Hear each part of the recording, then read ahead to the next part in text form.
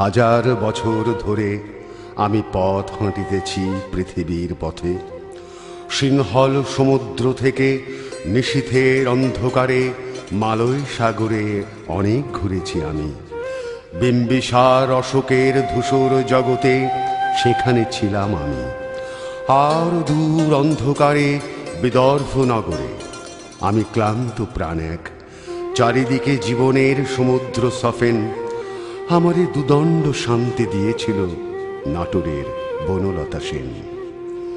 চুল তার কবেকার অন্ধকার বিদিশার নিশা, মুখ তার শ্রাবস্তির কারুকার্য।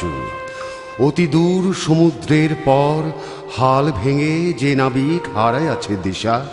সবুজ ঘাসের দেশ যখন সে চোখে দেখে দারুচিনি দ্বীপের ভিতর, তেমনি দেখেছি তারে অন্ধকারে। বলেছে সে, এতদিন কোথায় ছিলেন? পাখির নেড়ের মতো চোখ তুলে নাটোরের বনলতা সেন। সমস্ত দিনের শেষে শিশিরের শব্দের মতন সন্ধ্যায় আসে। ডানার রৌদ্রের গন্ধ মুছে ফেলে চিল। পৃথিবীর সব রং নিভে গেলে পাণ্ডুলিপি করে আয়োজন, তখন গল্পের তরে জোনাকির রঙে ঝিলমিল।